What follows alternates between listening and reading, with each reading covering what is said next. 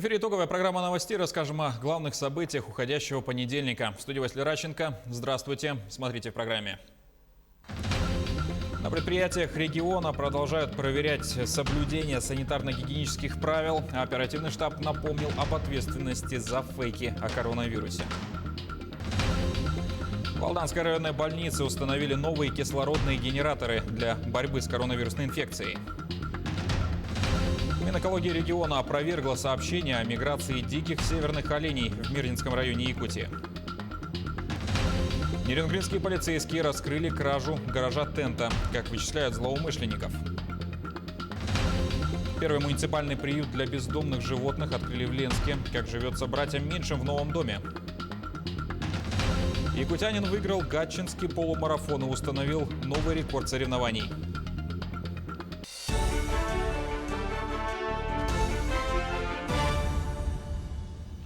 За минувшие сутки на территории республики зарегистрировали 242 новых случая коронавирусной инфекции. Из них в Якутске 148 случаев. В Мегино-Кангаласском, Нерюнгринском и Чурапчинском районах зафиксировали по 6 случаев коронавируса. В Алданском, Алайховском, Амгинском, Вилюйском и Мирнинском по 5. Лаборатории региона провели более 5200 исследований на коронавирусную инфекцию. На предприятиях региона продолжают проверять соблюдение санитарно-гигиенических правил. Так, за минувшую неделю административными комиссиями муниципальных образований было проведено 957 выездных рейдов. Проверяются объекты торговли, общепита, развлекательных центров, из которых большая часть находится в столице. Об этом в ходе брифинга сообщил вице-премьер региона Михаил Никифоров. Напомним, ежедневные рейды проводятся в соответствии с указом главы республики. В ходе таких мероприятий выдаются предостережения о недопустимости нарушения законодательства. Проводятся профилактические беседы. Так, только за неделю управлением Роспотребнадзора выдано 72 предостережения и 52 предписания.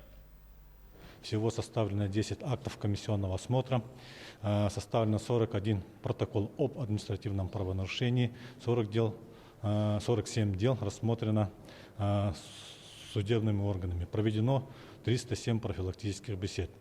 Хотел бы отметить, что в том числе административные комиссии со сводной группы оперштаба города Якутска и Министерством предпринимательства проведено 360 выездных проверок, из них 240 объектов торговли, 83 объектов общепита, 26 объектов бытовых услуг, в 9 развлекательных центрах и в 2 фитнес-центрах. Составлено 1 протокол по части 1 статьи 20.6.1.1 КоАП Российской Федерации и всего проведено 88 профилактических бесед.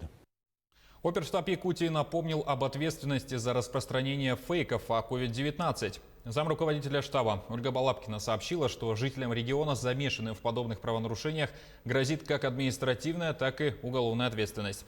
Ранее наш телеканал сообщал, что оперштаб опроверг распространившееся в социальных сетях сообщение об отмене режима самоизоляции на территории республики с 1 декабря. Оперативным штабом республики продолжает отслеживаться вся информация, которая поступает от граждан в социальных сетях. Отрабатывается практически каждое обращение. Однако за воскресные дни вновь появился ряд информации, которые носят фейковый характер. В связи с этим я напоминаю об ответственности как административной, так и уголовной за распространение фейковой информации и, соответственно, обращаю внимание, что сотрудники МВД отслеживают фейковую информацию, и в республике уже есть соответствующие дела по привлечению к административной ответственности лиц, которые данную информацию распространяют. Более 6 миллиардов рублей планируют направить на модернизацию здравоохранения в Якутии. Такие данные предоставили в пресс-службе Минздрава региона. В сообщении также сказано, что в течение последних лет в Якутии велась большая работа по инвентаризации имущества, штатного расписания, объемом медицинской помощи в каждом медучреждении. Закуплено почти 1500 единиц медоборудования. В Минздраве России завершается согласование мероприятий проекта региональной программы модернизации. Согласованные проекты до конца недели будут представлены в комитет по национальному проекту здравоохранения, инициированному президентом Владимиром Путиным. В Алданской ЦРБ установили кислородные генераторы. Сделано это в рамках борьбы с новой коронавирусной инфекцией в больницах 3 районов. Тему продолжит Татьяна Вахнина. Вот это модульное здание на территории Алданской центральной районной больницы появилось недавно. В помещении установлен и запущен сложнейший механизм – генератор по выработке кислорода, использующегося в терапии заболеваний дыхательной системы. В настоящее время осуществляется подача кислорода в провизорное отделение. Благодаря этому генератору у нас обеспечено кислородом более 40 коек. Преимущество данного вида в том, что значительно облегчаются условия работы для наших медицинских работников в части того, что ранее мы работали по баллонной системе, да, когда надо было направлять эти баллоны, устанавливать, ну и, соответственно, это требовало определенного времени. Монтаж модульного генератора и наладка механизмов велись в течение 1,5 месяцев. Коммуникации протянуты в здание родильного дома. Акушерская служба переведена в другое помещение, а здесь располагается провизорное отделение. Вырабатываемый генератором кислород поступает прямо в палаты. Для обеспечения кислородом ковидного отделения мощности аппаратного комплекса достаточны. 2 компрессора по 35 киловатт, 3 емкости. Каждая по 900 литров. Это у нас 300 литров. Там, как видели, осушители, 2 осушителя осушают воздух, скидывают это все в конденсат. Заполняются бочки, потом дает вот сюда на 2 кислородных генератора, где емкость по 500 литров каждая. Заполняется и идет подача в наше вот это 3-этажное отделение. Генератор вырабатывает 400 литров кислорода в минуту. Сложные механизмы выработки кислорода функционируют круглосуточно. Генератор обслуживают 2 инженера. Контроль производится дважды в сутки. После 3000 часов нам нужно будет расходующие материалы. Будем отрабатывать этот момент, закупать, менять масло. Кислородный генератор был предоставлен Алданской ЦРБ Министерством здравоохранения Якутии в рамках борьбы с новой коронавирусной инфекцией. Подобные станции были запущены еще в 2 районах. Кроме генератора, в Алдан поступил реанимобиль. Машина скорой помощи уже вышла на линию. Она обслуживает город Томот. Татьяна Вахнина, Алдан. В России продлевается процедура ускоренной регистрации медицинских изделий и получения разрешительных документов на использование лекарств для лечения больных коронавирусом. Разрешением закреплено постановлением правительства. Упрощенная процедура позволяет получить все необходимые документы для применения лекарств или использования медицинских изделий в максимально короткие сроки. Такой порядок был введен до 1 января 2021 года, теперь продлевается еще на год. Правила проведения новогодних праздников в условиях распространения коронавируса разработают в Якутии. Об этом сообщил глава региона в ходе заседания оперативного штаба. Айсан Николаев поручил правительству совместно с ответственными структурами внести предложение по празднованию Нового года и потребовал неукоснительного соблюдения ограничительных мер, в том числе тех, которые возобновлены с последним указом. При этом особое внимание будет уделено ночным клубам и другим заведениям, в которых зачастую нарушается масочный режим, социальное дистанцирование и другие правила. С этой недели на территории региона возобновляют работу кружки и секции. Как организуют доп. Образование, узнал Дмитрий Тымыров. Это дома называется. Еще какие инструменты знаете? Гитара. Балалайка. На гитаре будете тоже учиться. Бас. Скрипка. Ага, в нашем оркестре есть ударные инструменты, да. Сегодня первое очное занятие у учащихся 4 класса 7-й школы города Якутска после снятия ограничительных мер. Как сообщили во Дворце детского творчества, первыми в учреждении дополнительного образования свои двери открывают кружки, где требуются практические навыки. Первыми возобновят работу технические, танцевальные и музыкальные кружки. А пока наши педагоги проводят дезинфекцию рабочих мест и ждут своих воспитанников. По рекомендациям Управления образования педагоги будут делить своих детей на подгруппы. Одна часть будет учиться дистанционно, другая – очно. У нас в детском технопарке «Конториум» ведется проектная деятельность. И ввиду того, что проектная деятельность, это значит, нужно работать с оборудованием, с инструментами в «Конториуме», нам очень необходимо, чтобы дети работали руками здесь очно. И то, что выходим на очную на очное обучение. Это очень здорово для нас и для наших детей. Как хореограф, конечно, мы рады, потому что через дистанционное обучение хореографию невозможно. Ну, у нас, в общем, как сказать-то, тактильное общение в основном, да? Мы показываем, мы их поправляем, и поэтому, конечно, дистанционное обучение было трудным. При этом, как отметили в столичном управлении образования, дистанционная форма обучения детей сохраняется. Значит, сегодня будет составлено расписание учреждений, где, значит, будет применяться смешанный вариант работы. То есть по некоторым программам будет это очное занятие детей, по некоторым очное, дистанционно и дистанционное занятие. Конечно, при обучении очном режиме, значит, будут соблюдаться все меры, санитарные нормы, которые предписаны Роспотребнадзором. Сегодня в учреждениях дополнительного образования города Якутска созданы все условия для безопасного обучения детей. В каждом учреждении имеется рециркулятор воздуха, автоматические дезинфекторы рук, термометры. Педагоги дополнительного образования надеются, что обратный переход на очную форму обучения пройдет безболезненно как для детей, так и для самих педагогов. Ведь этого дня ждали не только преподаватели с детьми, но и родители. Дмитрий Тымыров, Семен Семенов, Якутск. Сейчас короткая пауза. Смотрите далее в программе. Минэкология региона опровергла сообщение о миграции диких северных оленей в Мирнинском районе. Нерюнгринские полицейские раскрыли кражу гаража тента. Первый муниципальный приют для бездомных животных открыли в Ленске. Как живется братьям меньшим в новом доме. Якутянин выиграл гатчинский полумарафон и установил новый рекорд соревнований.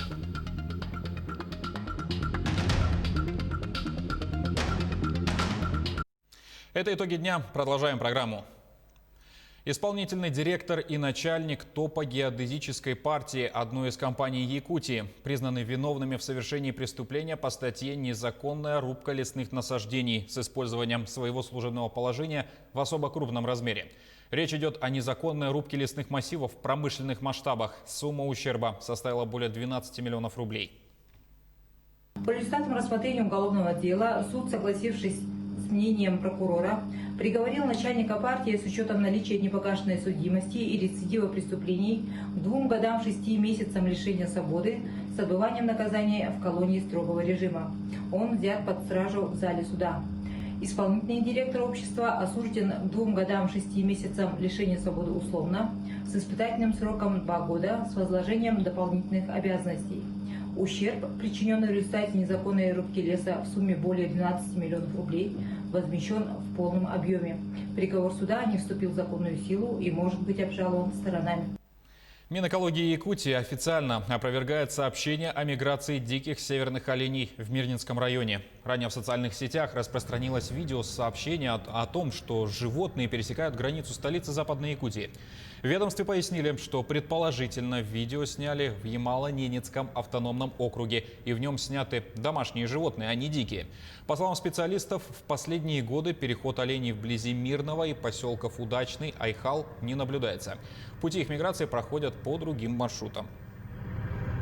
Первый участок 119 километр автотрассы Удачный-Ленск от верховья ручья Мархара до устья ручья Мархара. Второй участок от реки Марха по левую сторону трассы Анабар до границы Ленёкского района. Третий участок круглогодичная трасса Удачный-Муна в радиусе 5 километров по обеим сторонам. Нерюнгринскими полицейскими раскрыта кража гаража тента. В регионе этот вид защиты авто от холода популярен последние годы. В связи с этим выросло и количество преступлений, связанных с их кражами. Ведь снять их не составляет никакого труда и занимает всего пару минут. О сезонном росте преступности разузнала Екатерина Павлова. На пульт дежурной части отдела полиции города Нерюнгри от местной жительницы поступило сообщение о краже портативного гаража со двора дома по улице Чурапчинской. Последний раз я его видела в 1 часу ночи. Утром, когда провожала сына в школу, не обнаружила его. Ну, вызвала полицию, наряд полиции. Сотрудниками полиции подозреваемый был установлен по горячим следам. Им оказался 50-летний местный житель. Мужчина пояснил, что таксует на личном автотранспорте, а поскольку в гараже отсутствует отопление, он хотел приобрести портативный гараж. Однако оказалось, что это ему не по карману. И когда в одном из дворов он увидел автомобиль аналогичных габаритов, накрытый автотентом, то у него сразу возник умысел на его хищение. Было ночное время, никого не было, действовал тайно. Скомкал гараж, перетащил свой автомобиль и отвез на горняк, где я хранил в гараже до наступления сильных морозов, после чего собирался его использовать в личных целях. В ходе обыска похищенное изъято. Возбуждено уголовное дело о краже. Чтобы уберечь свое имущество от посягательств злоумышленников, полиция рекомендует нанести несмываемой краской на одеяло госномера своего автомобиля. Особые приметы вашего имущества могут стать серьезной помехой для дальнейшего преступного сбыта. А если же кража все-таки произошла, приметы автоодеяла облегчат процедуру опознания. По возможности ставить транспорт в зоне видимости камер наружного видеонаблюдения. Кражи можно избежать, также выполняя простой и верный антикражный метод – наехать передними колесами на край одеяла. Екатерина Павлова, Захар Головин, Нерюнгри. Продажу билетов на поезд без пересадки из Нижнего Бестяха в Иркутск открыли в Якутии. Первый рейс из Мегино-Катгаласского района запланирован на 20 декабря, из Иркутска на 25. Согласно расписанию, состав из Нижнего Бестяха будет отправляться с пассажирским поездом номер 327 Нижний Бестях-Нерюнгри в 19:30 по якутскому времени. Частота маршрута раз в 8 дней. Время в пути составляет чуть более 3 суток. В Ленске открыли муниципальный приют для бездомных животных. Пока всего 30 вольеров, но уже в следующем году питомник планируют расширить. Светлана Балеева с подробностями. Торжественный лай и махание хвостами во всех вольерах. Первые квартиранты в открывшемся Ленском питомнике уже освоились. Вопрос строительства решался более 5 лет. И вот сейчас появилось 30 новеньких вольеров и теплое помещение. Их открытие, говорят организаторы, только начало. В скором будущем приют будет расширен. Строительство питомника стало возможным благодаря совместному финансированию 2 администраций города и района. Все работы по его возведению взяла на себя строительная фирма «Арарат». На все ушло более 13 миллионов рублей. Из этих средств часть ушла на приобретение специального автомобиля, холодильных установок и гуманных средств для отлова животных. Здесь мы будем именно содержать, скажем так, регулировать численность стерилизацией и кастрацией. Думаю, что все-таки это эффективно, и мы хотим это показать, что убийство животных – это все-таки не выход. А решить эту проблему гуманными способами. Ежегодно из городского бюджета будет выделяться определенная сумма на нужды питомника. Часть обязательств питания животных, содержания, оплата зарплаты рабочим взяла на себя организация «Уши, лапы и хвосты». Именно они все это время занимались проблемой бездомных животных. Отлавливали, лечили, стерилизовали, передерживали и выпускали обратно на улицу. Возникает сегодня много вопросов по поводу содержания этого приюта, по поводу того, что, скажем, агрессивные собаки. Раньше, если вставал вопрос о том, что можно, скажем так, через эвтаназию решить эти вопросы, то сегодня нам их необходимо передерживать до естественной смерти. Поэтому возникают вопросы, скажем, количество тех вольеров, которые сегодня у нас в приюте есть, наверное, недостаточно уже будет в ближайшее время. Поэтому мы сегодня уже проговариваем о том, что необходимо поставить дополнительно вольеры и заниматься этой проблемой. Пока же в существующих вольерах более полусотни обитателей. Организаторы решили, что пока будет идти расширение питомника, те собаки, которые настроены к сородичам дружелюбно, могут жить по 2. Значит, в приюте может поместиться в 2 раза больше собак. Начало положено. Остается надеяться, что с открытием питомника проблема с бродячими животными решится. Светлана Балеева, Денис Семенов, Ленск. И к новостям спорта. Якутянин выиграл гатчинский полумарафон и установил рекорд соревнований. Артур Бурцев из Усть-Алданского района взял 1-е место в Ленинградской области. Якутянин финишировал с результатом 1 час 6 минут 22 секунды, что стало новым рекордом соревнований. В полумарафоне приняли участие 80 спортсменов, которые преодолели дистанцию в 21 километр. Бурцев в своем инстаграм написал, что, цитата, «удивлен показанному результату. Не знал до конца своей формы, осторожничая, отпустил всех соперников со старта, постепенно подбираясь к лидерам по ходу гонки. Получилось, как в русской пословице: русский медленно запрягает, да быстро едет». Отмечается, что ранее спортсмен вместе со своей сестрой Нюргуяной не раз участвовали на различных спартакиадах, играх Манчар, Самбояр и спортивных играх народов Якутии. Также в августе 2020 года Артур Бурцев стал призером полумарафона в Санкт-Петербурге, северная столица. Это были главные события понедельника. Наш телеканал продолжит следить за новостями. Не забывайте носить маски, дезинфицировать руки, держать социальную дистанцию. Спасибо за внимание и до свидания.